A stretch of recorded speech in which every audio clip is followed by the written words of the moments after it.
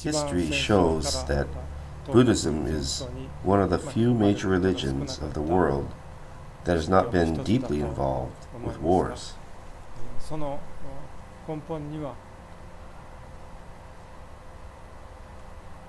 What underlies Buddhist thought is the precept not to hurt others. But I think that the origin of Buddhism comes from this yearning of the human heart not to hurt one another.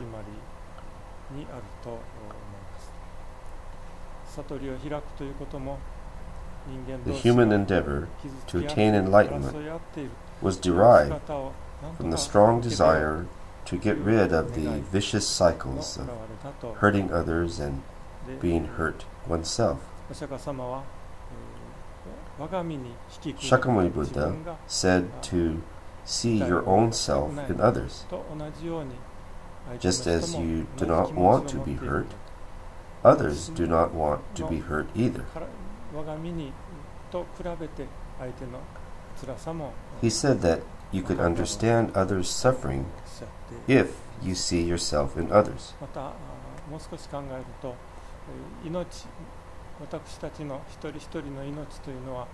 If we reflect on this further, we see that our lives are not the product of man. Our lives have been produced as a result of combinations of various things. Our lives were not made by us, they were given to us. We are the recipients of life. In Japan, when babies are born, we say that they are a gift. We have received their lives.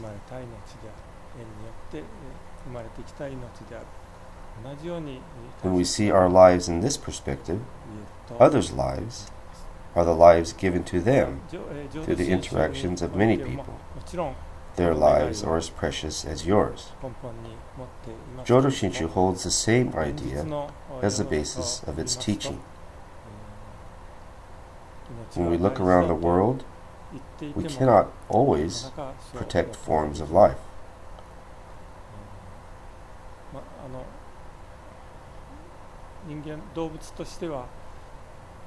We cannot live without consuming meats and vegetables, other forms of life.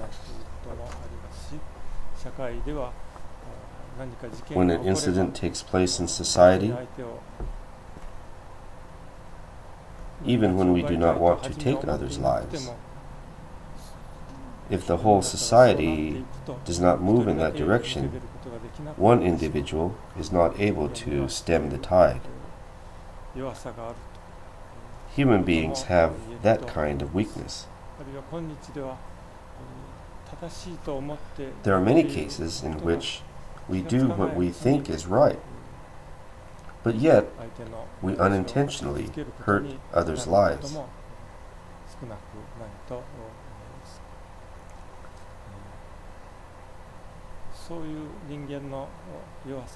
When I admit such a weakness in my existence and realize that I am vulnerable to the movement of society, to simply think that is wrong doesn't amount to much.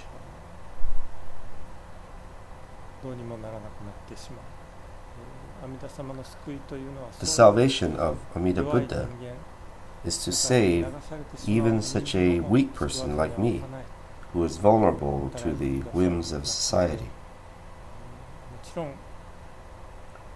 Of course, we should cherish all forms of life, but unknowingly, we hurt and harm others.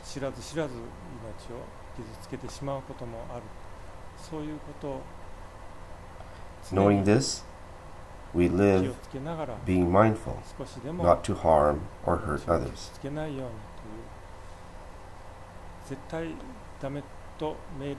Jodo Shinshu does not teach that there is something that you absolutely should not do.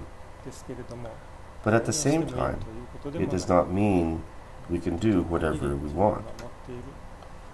Within the limits of our own power, we live, trying to cherish all other beings.